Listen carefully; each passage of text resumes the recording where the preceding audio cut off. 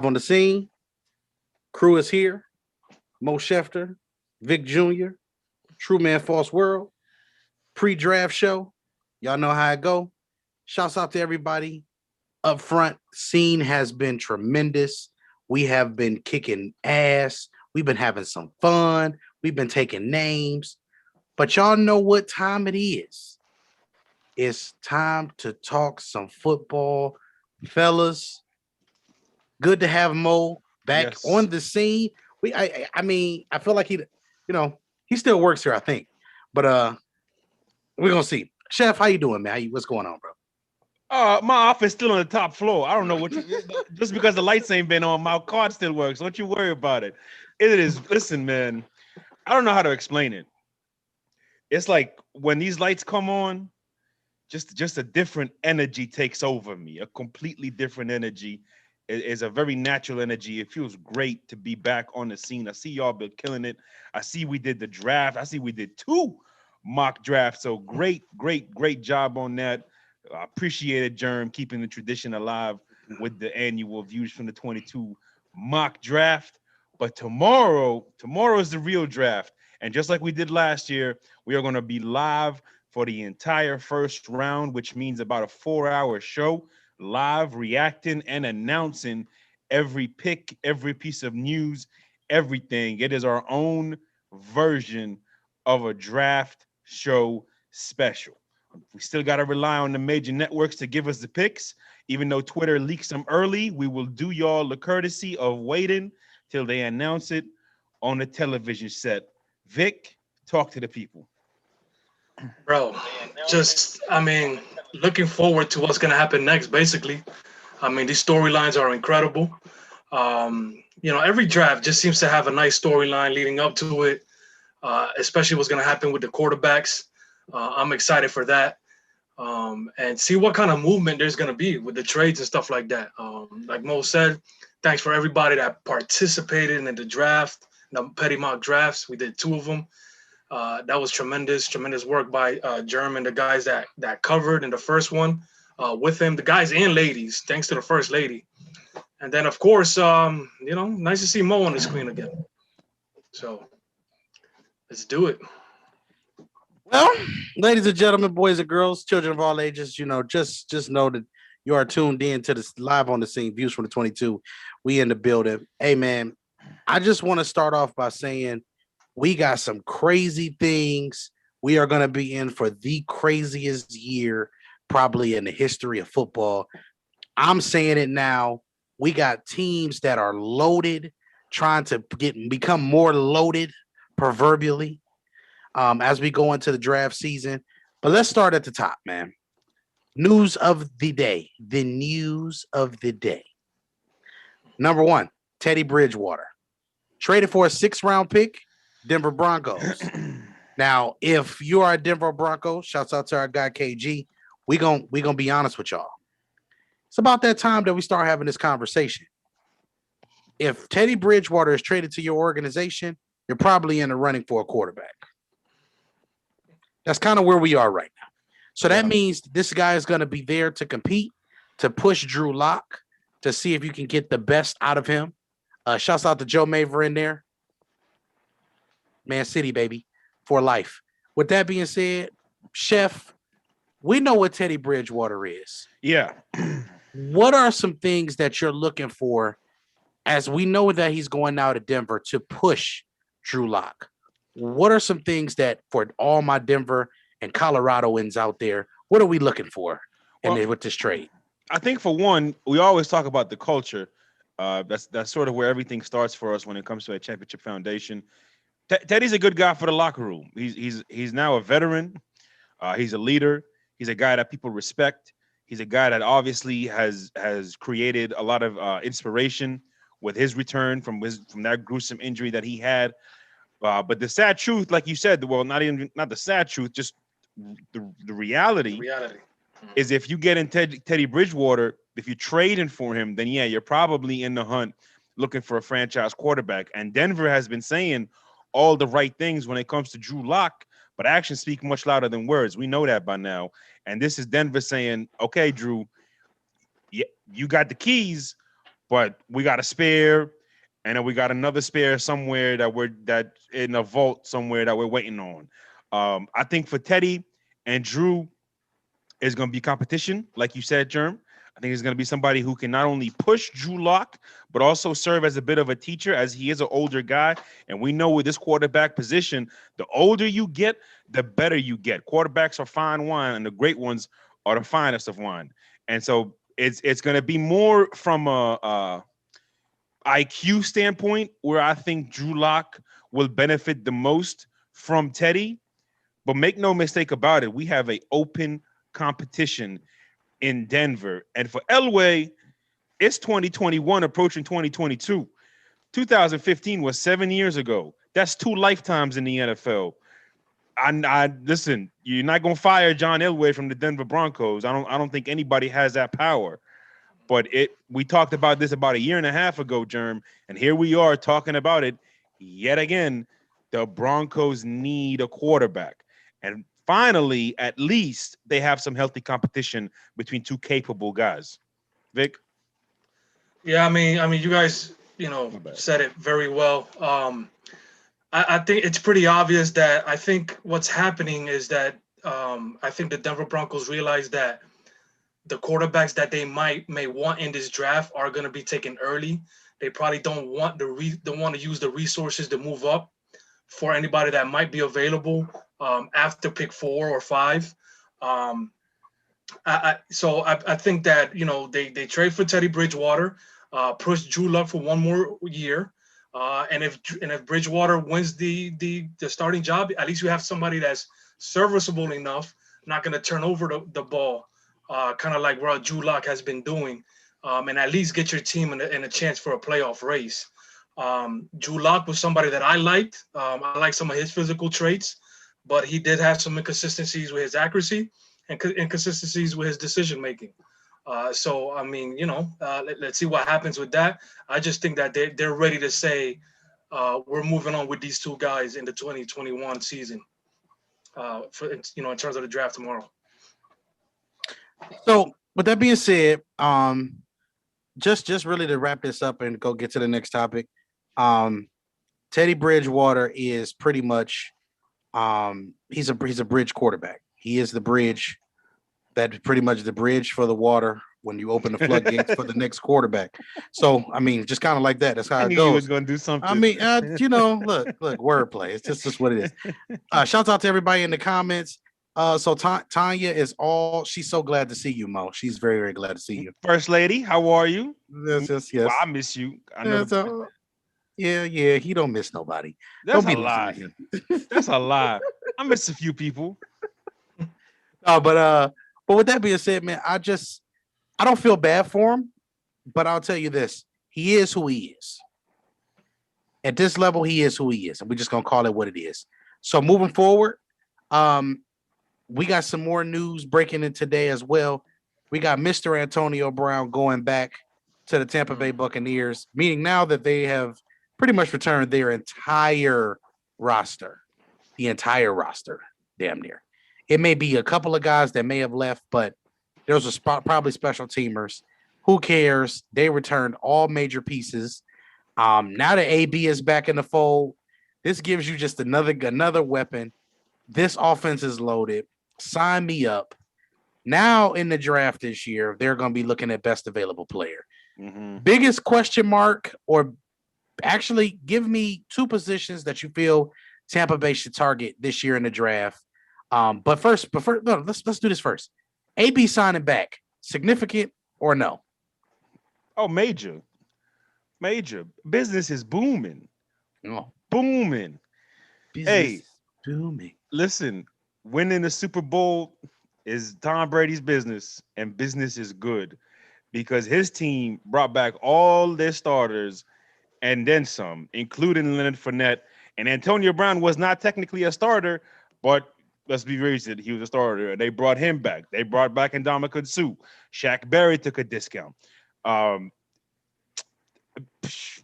Levante David, one of the greatest Bucks in the history of that franchise. They brought him back. Chris Godwin. That's the only thing I don't like is that franchise tag on Chris Godwin. but it just further proves that the Buccaneers are not in conventional mode when it comes to getting these rings or building their team, because they are after it aggressively for a short period. And that is why they found a way to bring everybody back. Why Shaq Barrett took a discount, why Antonio Brown, no doubt, took a discount, Leonard Fournette took a discount. All these guys took discounts for one reason and one reason only, and that's to win as many championships as they can in a short window.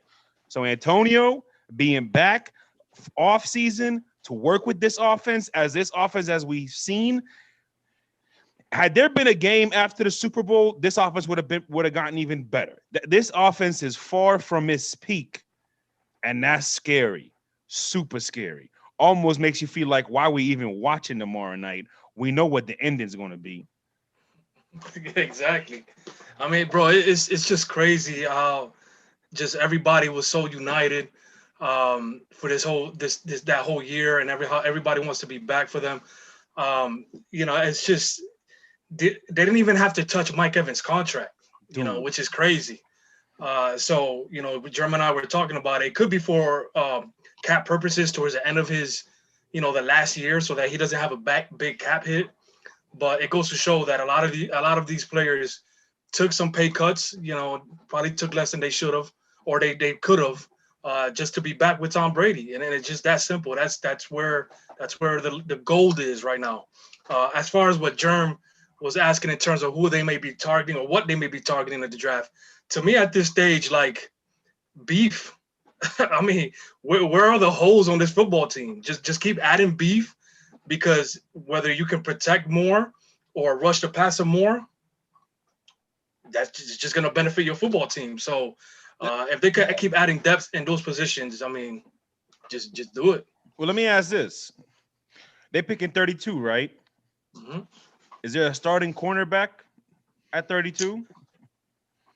Greg Newsome, Caleb Farley, if the NFL feels like his back is an issue, which would be Jeremy, you think about that for a second. If the NFL feels like Farley's back is too much to be taken early,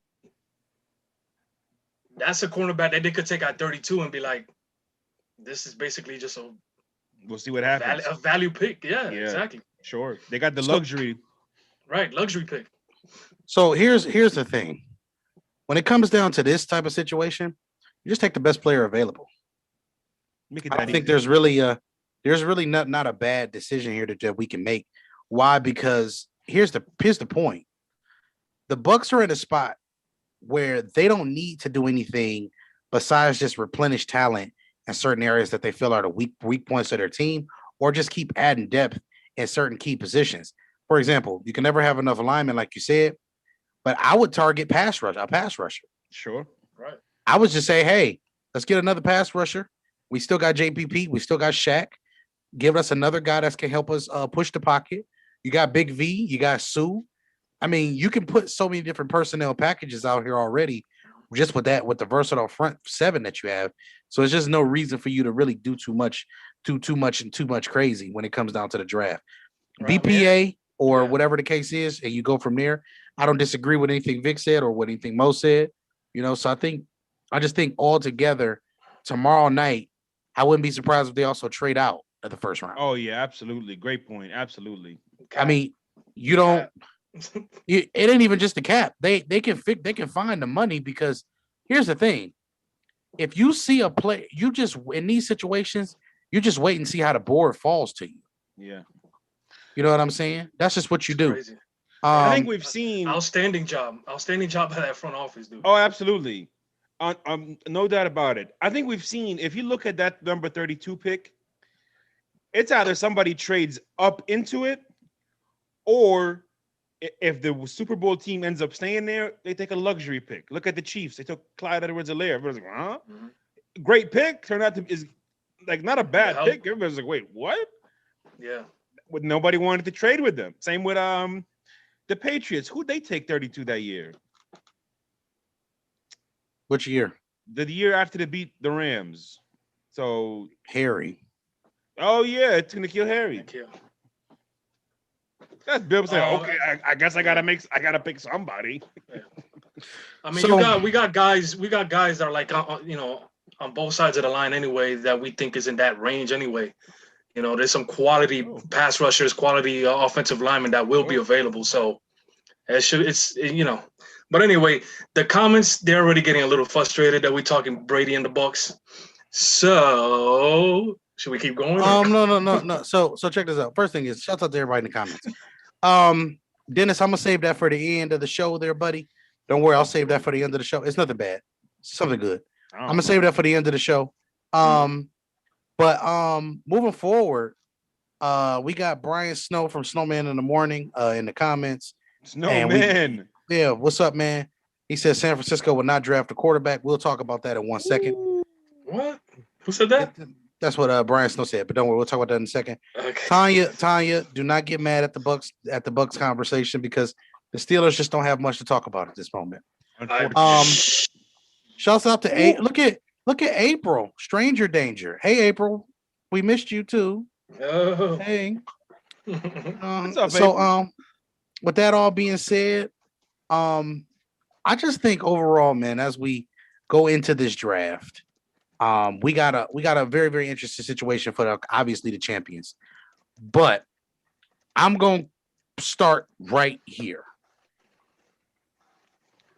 I'm going to say this right now. The Atlanta Falcons, the number 4 team in the draft. I want to know what direction this football team should go in y'all opinion. Quarterback. Now, I'm gonna give you some interesting numbers here. Did you know that Matt Ryan is scheduled to make 32 and 36? He's scheduled to make 30 million both years. Just put it like that. Okay. After this year, so they have at least 3 years left of Matt Ryan. What are we doing? There's no dead cap savings situation. They don't really have a lot of things that they can do to save this. Hey, too bad. Get a quarterback. You like any successful football team, any successful franchise needs to prepare itself for that next person. It's tough. Put it this way. Drafting a quarterback when you need a quarterback, there's a lower chance of success for that quarterback. Draft a quarterback when you got somebody who's going out the door. So that way, if he's got to sit 2 years, you sit 2 years. If he sits 1 year, he sits 1 year. If he sits 4 weeks, he sits 4 weeks. Whatever the case may be, I just think it's always better to bring in a quarterback, a young quarterback, with a team that's got some sort of foundation. That's just my humble opinion. I'm not saying it's a fact. I'm not saying it's always the case. I'm just saying it feels like a better way to transition a guy to giving him essentially, as they say, you're the CEO of a $1 billion company overnight. Once you get drafted, you put on that hat and you say you are the quarterback for this team moving forward. So Atlanta, even if you're going to have Matt Ryan for another year, another 2 years, you take a quarterback. There has to be somebody within these guys because they're picking at 4. So there has to be somebody that makes them say, okay, we believe enough in this guy to take him at 4. There's so many other things they can do. Yes, but realistically speaking, there is no Super Bowl window for the Atlanta Falcons right now. They are in the football asylum. They got no hope. They got no chance of winning any championship this year, next year, or the year after that. Wow, really? Oh, absolutely not with Matt Ryan. Mira se fue. He's done. Like there's nothing to do with him. There's nothing left to do with Matt Ryan. And now that they're getting ready to trade Julio Jones, possibly, it just goes to show you Atlanta right now, they got a fork in the road. They go this way, okay, we got a chance of success. They go this way, well, then it's back to 5-11, 4-12 seasons. Yeah, 4-13. I mean, you actually brought up a good argument there. That was actually pretty good. You know, I'm leaning towards them still sticking with Matt Ryan. Like Jerm said, there's a big contract for the next 2 years. There's numbers there. I think that they can look at their division and say Tampa Bay is really probably the only legit threat.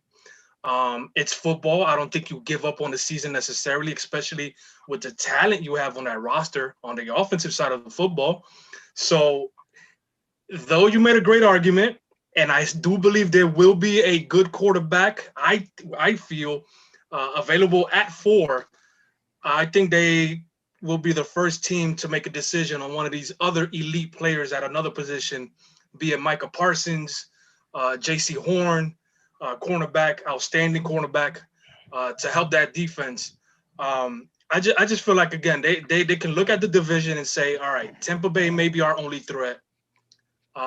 Let's go after it. So let me say this. I'm gonna be real with y'all. Atlanta shouldn't even draft a quarterback this year. Atlanta shouldn't draft a quarterback or anything. Atlanta should build the defense. I don't think there's any way in hell that Trey Lance or Justin Fields is the answer for this organization. It's already not stable of an organization. So for everybody who's about to go and try to be like, oh well, you don't like Justin Fields, don't do this with me. I don't want to hear it. The organization has problems. The organization from the top to the bottom could use a complete makeover. The top of your roster with your quarterback could use a makeover. Julio Jones, it's about that time for him to go. That doesn't mean that he's a bad player or he's lost a step. That just means that it's time for your organization to move on. It's time for you to build new pillars. Calvin Ridley is an excellent guy for you to move around, use in this formation. Gage is another good guy that you have in this situation. You have a lot of stuff that you have on this roster that you can use. You let Keanu Neal walk out your front door. That was your second biggest advantage on defense, besides having Deion Jones in the middle of it. Grady Jarrett is not the same player that he was before he got the contract. And the reason why that is because you don't have the same talent around him. We had Vic Beasley there that was racking up numbers. We had a lot of those guys. Deontay Fowler, if Fowler is not a bad player, but it just is what it is. It's not about liking Fields. It's not about any of those other things. That's just not a good organization for him to go to, him or Trey Lance. And I don't trust if Matt Ryan hasn't developed, real quick, I'm sorry. If Matt Ryan hasn't developed in all of these years, what makes you think Justin Fields is going to go there and develop? What makes you think that Trey Lance is going to go there and develop? Matt Ryan has never produced any season besides one that was worth talking about. The rest of this has all been a bunch of empty calorie stats, and I'm sick of it. I'm sick of it. It's over. Your game is over. Two things, bro. He's been a fringe elite to mid-tier kind of quarterback. I think he had a cap, and that was it. He's great between the 20s, but he's awful in the red zone. It just is what it is. So even though they score points, they can't really close games like they could have, especially when they had the running back. I forget his name. So that's one thing. But what if the 49ers go with Justin Fields and Mac Jones is available?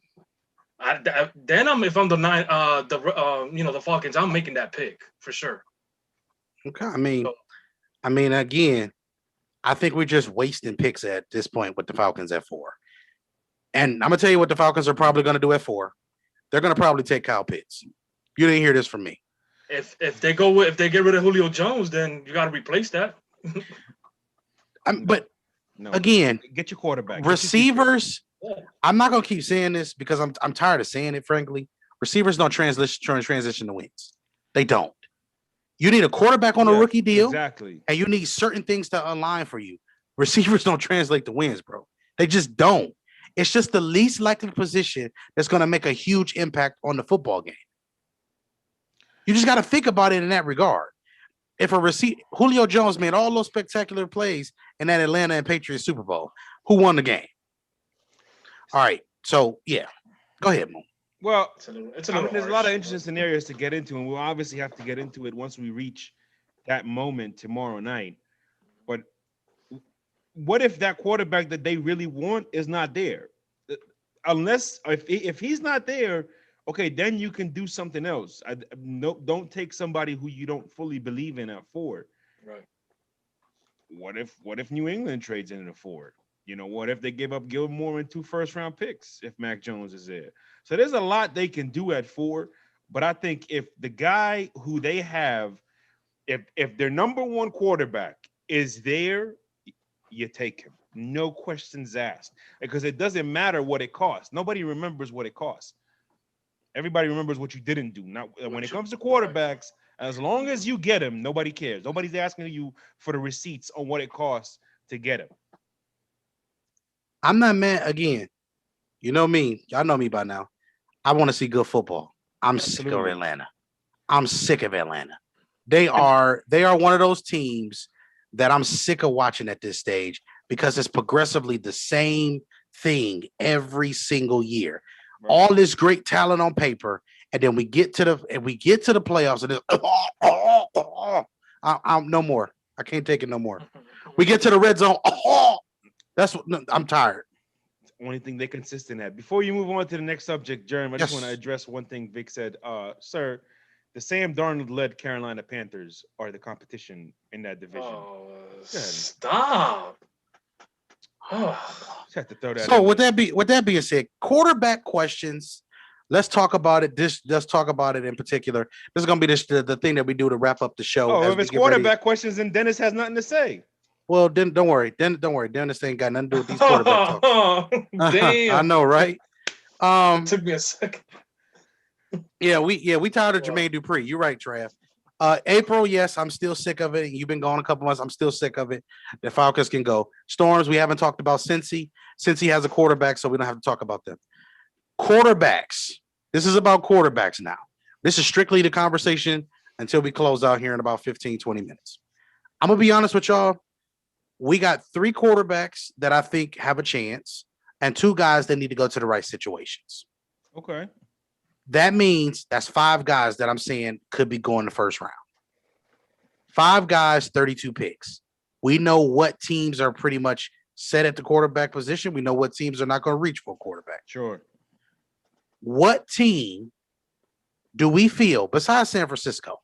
Because they're going to choose their destiny. Shout out to Mortal Kombat. That's for all of the great things that we need to talk about with that. They're going to choose their destiny at 3. They got 3 guys to pick from, and they're going to have to make a decision and stick with it. But for some of these other teams, let's say like a team like the Bears. Shout out to my guy Leon in the comments. Do the Bears need to package up some assets and try to get up to 4 to solidify themselves in the quarterback sweepstakes? And I'm going to start with you, Mo. Well, they're sitting at 20. Mm-hmm. That's a little too far. I mean, it could be done. Don't get me wrong, but what exactly could they possibly give up? Do they even have the assets to give up what they need to give up to move that high? The team that we're talking about is Atlanta. So Atlanta, you can give them Akeem Hicks, the 20th pick, and a first rounder next year. Oh, that's not enough. Well, what else can we? What else would you like? If I'm moving from 4 to 20, mm-hmm. I'm gonna need 2 first-round picks, a 3rd-round pick, and a starter. So I gave you a starter. So we just need to add a 3rd-round pick, at least, and I'll be good with it. If again, it all depends on how Atlanta look at it. It all depends on Atlanta's board. Because for Atlanta, if there's somebody there that they want, plus if that's all it's going to take, then somebody's going to jump the Bears. Here's the thing. Akeem Hicks at least gives you another guy that you can pair with Grady Jarrett on the inside. Yeah, but he's over 30 now. But right now, what we're trying to do is we're just trying to build a defense and keep guys off Deion Jones. Oh, give me Roquan and let him Smith. Get 200. Roquan Smith. What? They run, but what are you gonna do? Put him at weak side linebacker? Put him somewhere. He could play free safety for all I care. As long as he on my defense, chief. Go ahead, Vic. Chime in, Vic. Chime in on this one, Vic. I mean, I don't know what to say, bro. Like they would have to give up a lot. You know, for the position they're looking for, from the 20 to what you said 4 or 5. 20 to 4. Four. Yeah. I see the Falcons. If they make a trade, it's going to be within the top 10. They're not going to pass up an opportunity to probably get the best non-quarterback position available. So they're gonna have basically a pick. That we already know the top 3 are going to be quarterbacks. So they're going to have. In Atlanta. You said what? Who's the GM over there now? I'm gonna look it Good up. question. Good question, because I don't remember. But I'm gonna tell you this: the Bears need to do something because they're in a spot too where they're in a tough situation. What else are you? What else is it that you can do? What else? Where else can they go? They have the defense to make this interesting. They have that. The one position that we can say that we know they need is quarterback. Can they improve their offensive line? Of course. But you're talking about going to pick 20 and staying there and risking not getting a quarterback at all. Or say, you know what? I believe whatever one of these 4 or 5 quarterbacks that we have to pick from at 4 is a better option than anything we're going to get this year in the first round and next year in the first round. I think the range would be anywhere from the Panthers at 8 to the Cowboys at 10. Let's say if Fields or Lance were to fall to that area. Man. Oh, man. Let me ask y'all this question. Because, what are the chances Mac Jones is not one of the first 3 picks of this draft? I think it's 50-50, to be honest with you. The 49ers have a history of sending the head coach and the GM to one while the leading scout went to the other, and they usually picked up where the leading scout went. The leading scout went to Fields Pro Day, and the GM and the coach went to Mac Jones. So I just have a feeling that they're going to go Mac Jones, but I wouldn't, like I said, 50-50. So let me ask this question then. Yeah. Skill set wise, Kyle Shanahan offense wise, who fits best? Forget preference, forget what you think, forget who's better, all that. I'm just talking from a Shanahan system standpoint. Who do you think is the guy that checks the most boxes for him? Bro, out of who? Out of who? Out of Trey Lance, Mac Jones, Fields, and Mac Jones. I mean, you know me, bro. I'm gonna go with the guy that I feel is the best. I'm gonna go with the guy that I feel is the what. You want me to tell the truth, right? The whole truth. It's Justin Fields. Okay. Why though? Okay. Perimeter, West Coast offense, athletic quarterback. Do I need to keep going? Who's better under center? Mac Jones. Justin Fields. No, he's not. We're talking about a situation where Mac Jones is better player completely, but we're saying for this offense, this is that Russell Wilson situation all over again. Where we're talking about a quarterback. Vic, I'm only saying this is what you have to understand. We're not talking about who's the best quarterback. We're talking about who's the best fit for what they do. But how big? Okay? So on a scale of one, in a scale of whichever way you want to measure it, how much is that? Those two things different, bro. That's why I don't get why people say fit versus who's better. Mac Jones to us is better. How does that make Fields a better fit? I don't like Mac Jones in the West Coast offense. That doesn't do anything for his talent. If we're talk about a guy we think that can read the entire field, do we believe that? We believe that he can push the ball down. I believe Eric Coryell. Listen, we're gonna talk football. Eric Coryell, EPs, things like that are where we want to be with this type of player. Because I think a West Coast kind of strength. First of all, it makes us focus on really one half of the field and some of those concepts. And that's something that benefits Justin Fields more than it benefits Mac Jones. Mac Jones is a guy that you want to drop back and make the right decision. While Justin Fields in this situation, I'm going to be honest, he doesn't have to do as much with Kyle, especially with the running game.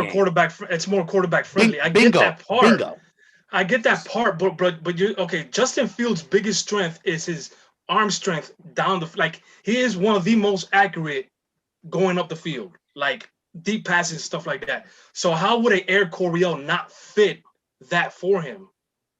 Well, That's that's the what, reason that's why- what See, Jeremy's like, I saying, don't- though, isn't it?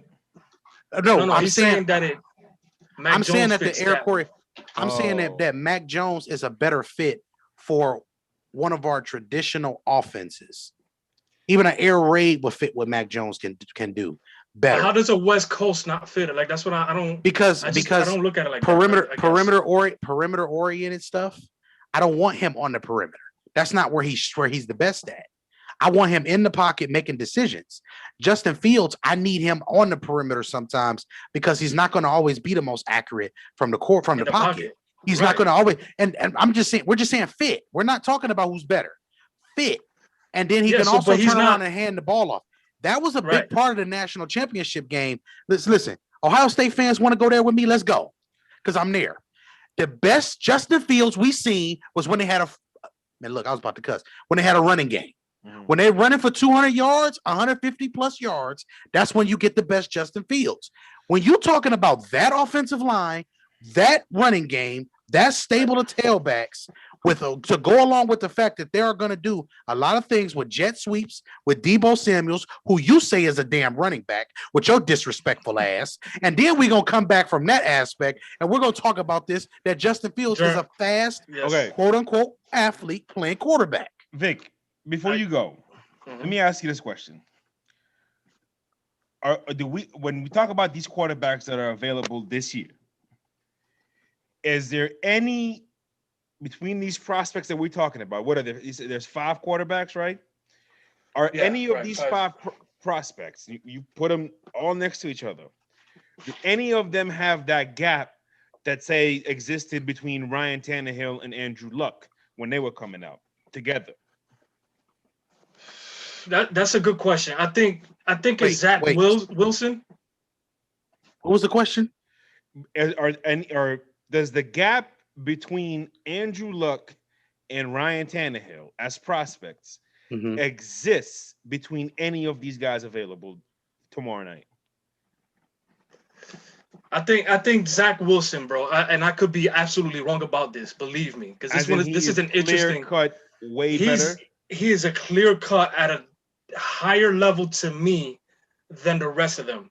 Then comes Mac Jones, just because the standard, from what I've been able to study, the standard for the last 2 decades is this kid is almost a replica of that. Okay. So that's what I'm saying. Like, I think because he's like that, he fits in any kind of system. Then That's just. then I see your point. If that's Right. that's what you think, then I see your point.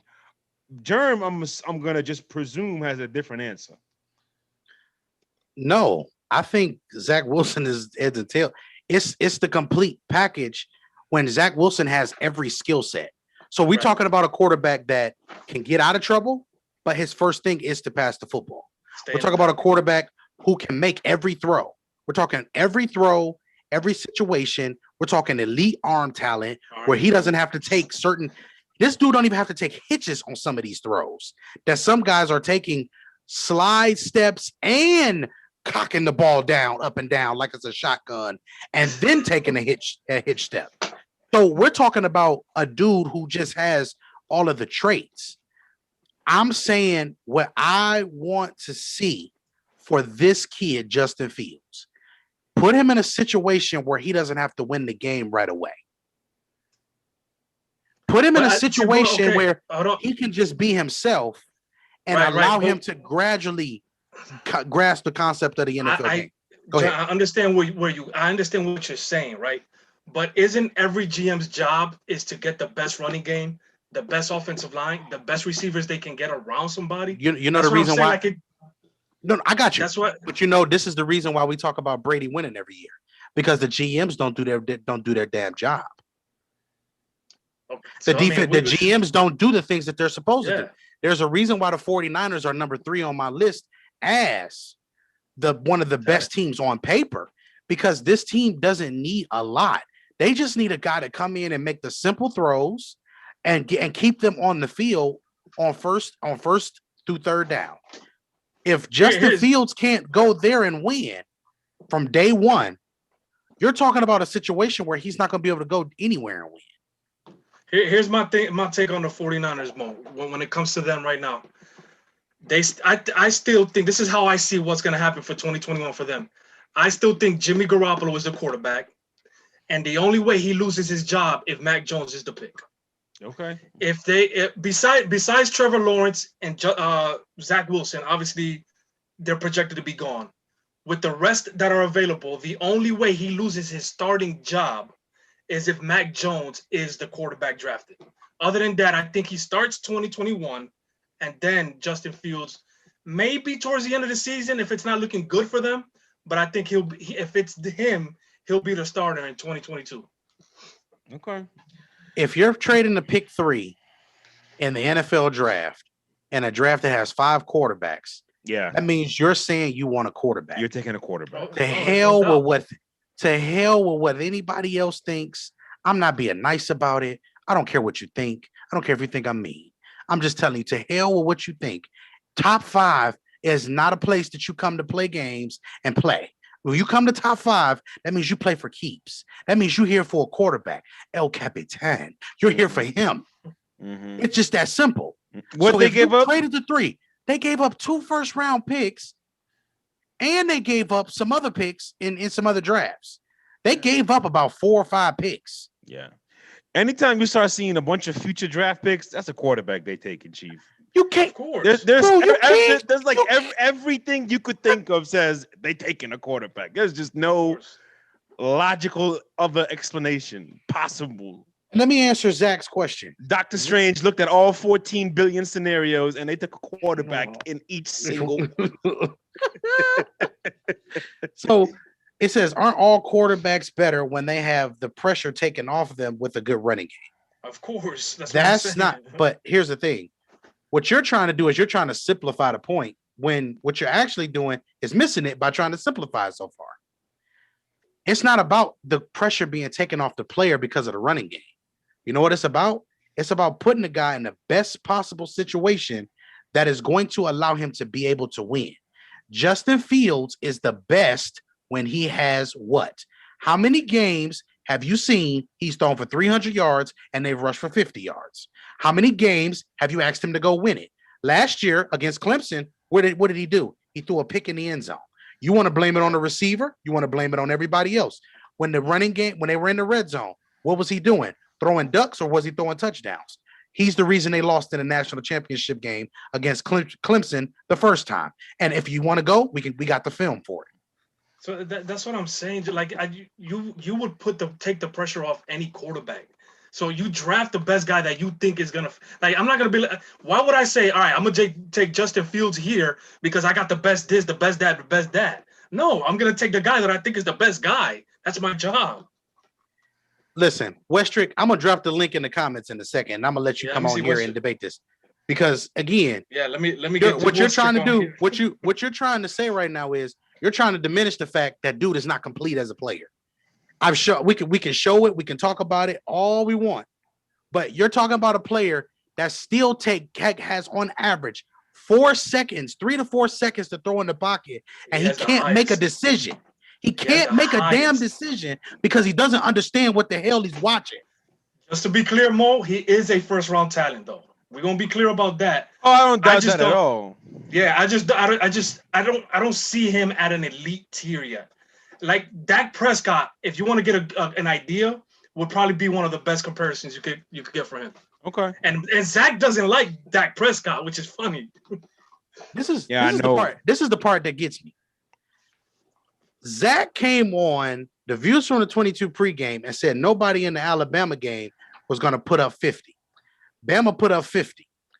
Zach, if you don't trust my eyes by now, for all of the things that we trust with you and soccer, I got questions, because I ain't gonna tell you nothing wrong about that position. That position, I have scouted it. I'm telling you, he is not the answer for anybody, or for any team that cannot run the football, that is not going to bring in a good offense. What is Ohio State's claim to fame? Good running game, good offensive line, and we're going to let the quarterback make the throws where he feels comfortable. If you do that, he's going to be fine in the league, especially for the first 5 years. This is the first 5 years we're talking about. But people are making it seem like this kid got this elite talent. It's a very, very good chance he can be a good player. But is he going to be a top 15 player at his position? The answer is maybe. But is he going to be a top 5 player? The answer is hell no. Hell no. I'm going to say it again. Say it in Spanish. Vic, say hell no in Spanish. No lo creo. I don't know. Okay, yeah, whatever. We're going to say it in horse. It ain't happening. It's going to be tough to make a top 5. Like, Mo, 5 years from now, Brady is gone. Let's just say Brady is gone. You never know. Western, I'm not mad at you for that. The single safety thing, that's Ohio State. But we already know why Ohio State had to do some of those things. Because they didn't have the premier athletes on the edge this year. And I get that. But I'm not telling you don't know football here. I'm saying just trust the scouting process when it comes to these quarterbacks. There is a lot of thing that goes into them. We're going to talk a lot more about it tomorrow for sure. Absolutely. We're going to have a lot more time. But 5 years from now, Mo, who is your top 5 in the elite class at quarterback of the quarterbacks? Oh, that's a good way to end the show. Without including the guys that are going to be drafted now, obviously. Without including the guys that are going to be drafted tomorrow night. Yes. Wait, I got to think of one person's name for whatever reason that is escaping my head. I don't know why. It's been that long. Okay. So Brady is out. Right. Maybe. Maybe. Yeah. And these kids that are in this class right now. So I'm gonna throw Carson Wentz somewhere in there. I don't blame you. Let's see, Deshaun somewhere in there. So I'm gonna go Wentz 5, Watson 4, Russell Wilson 3, Patrick Mahomes 2, and Archie Manning number 1. What? Okay. Anyway, so. Joe Burrow, is he gonna be in that 5? Oh yeah, Joe Burrow. So he's gonna be somewhere in there. Okay. But Archie definitely gonna be in there. Who the hell is Archie? Peyton you talking about the son? Yeah. Okay, but if we're not including the kids that got drafted this year, you said tomorrow night. You said tomorrow night. Your Honor. I'm not talking to him. Anyway, that's what I'm. So that's where we like. And we're not trying to just make it seem like the top 5 are the only ones that make it to the Super Bowl, even though it seems that way every year. What are the chances a Justin Fields or even a Zach Wilson or even a Mac Jones can crack those top 5 guys? Like that's at the end of the day, that's what it's about. You still didn't name Dak Prescott. You know what I'm saying? You still didn't name who well, I mean, I've given. Listen, I'm done giving the formula. I'm done giving out all this free game. Baker Mayfield and the other Oklahoma kid. Neither one would need Calamari. Calamari ain't gonna be in top 5. No, I don't think so. Calamari will never be in the top 5. Reason why he's not consistent. Baker Mayfield may never be in the top 5. It's just because other guys are going to be a little bit better. According to 99% of these scouts, Trevor Lawrence is going to be there. Hey, he's a can't miss. Shout out to the First Lady. It don't matter the time, the platform, or the place. She will defend the Crimson Tide, no matter the weather. She will be there, frontline soldier for Alabama. She is going at Jerry in the comments. Okay, so Zach. No, Zach. Get it right. I'm done with you. Oh, what's up, Leon? No, Zach. Get it right. I'm done with you. Category 5 Storms. Trav, my brother Trav. All I'm going to say is Saquon in there, April. I just want to revisit this. Listen, I'm just here for all of the smoke. We got time tomorrow.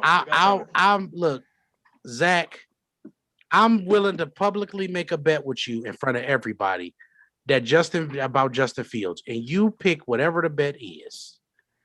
Pick a good one too, please.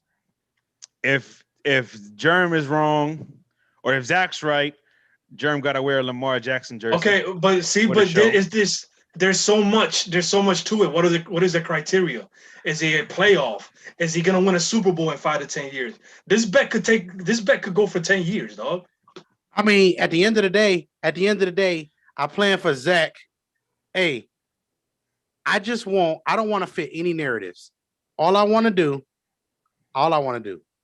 is I just want a bet that Jerry feels that Zach feels comfortable with, that he would like to make a bet to fit whatever narrative that he feels that he wants to fit with it.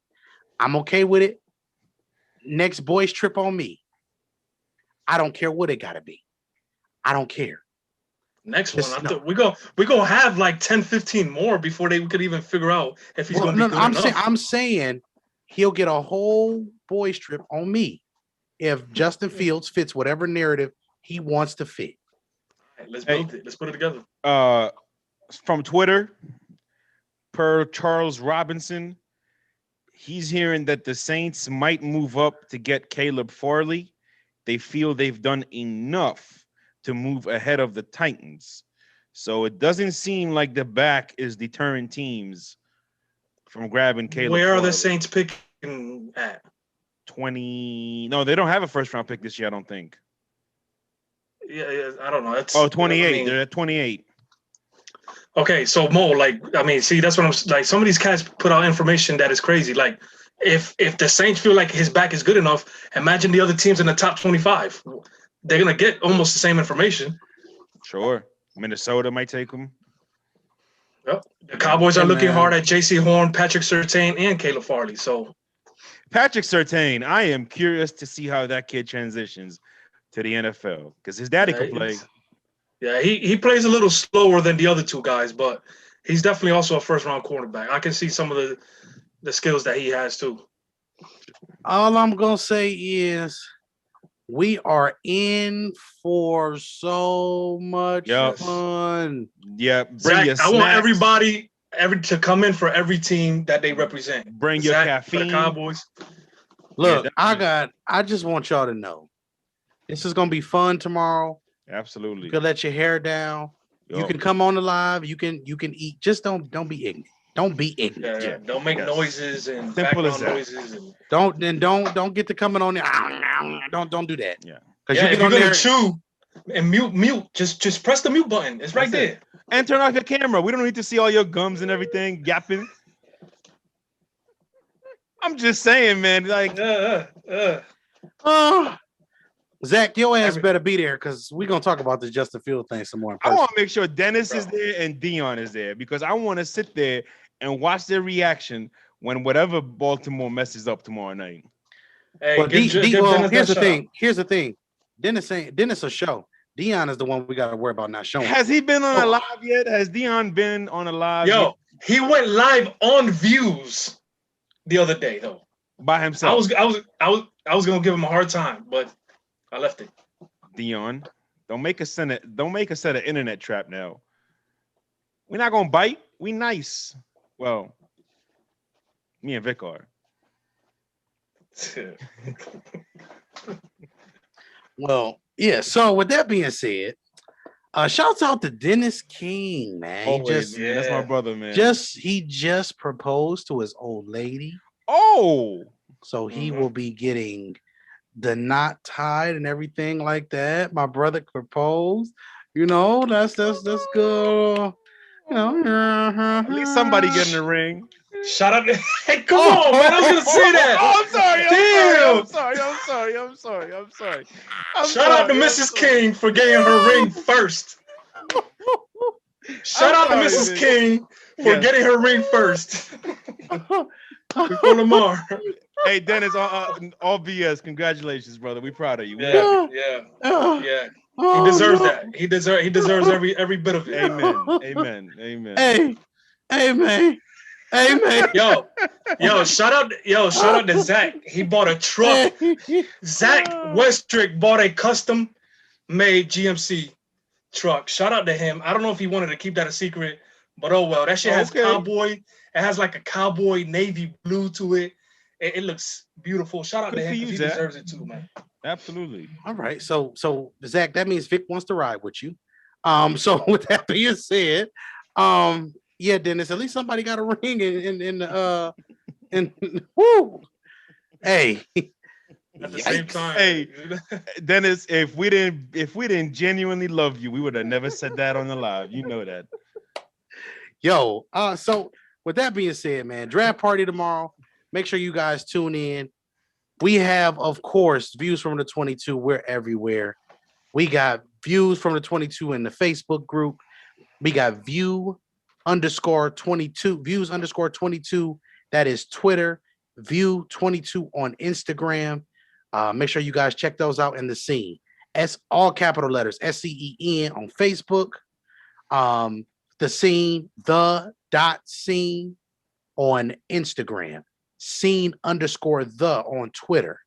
Twitch game for those for the Twitchers. We got. See, you see, I did that most. Twitchers. We got the scene, and of course, man, YouTubers. Make sure your notifications on. You never know when we may go live. Never know what great content we'll be dropping. The dish will be back on Sunday. Tomorrow we got the draft party. Friday fun with 94 Feet of Life will be crazy. Y'all need to tune in for that. But tomorrow, show up. Oh yeah. Show out. Yeah. And do it for your team.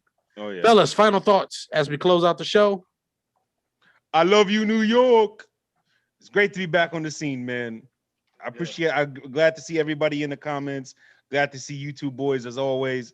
It's just this is where I belong, and I am slowly making my way back to 100% full time. You're gonna see the lights on tonight, though. It better be. You're gonna show up one day and this lab key ain't gonna work. I'm like, Germ. Yeah. I will turn off the electricity. I will be so upset. Nah, make him call me to reactivate his card.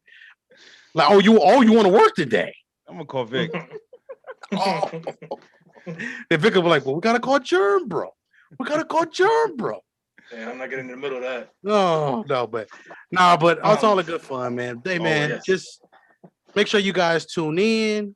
Again, views from the 22. We out of here, y'all. We'll see you tomorrow. Tomorrow.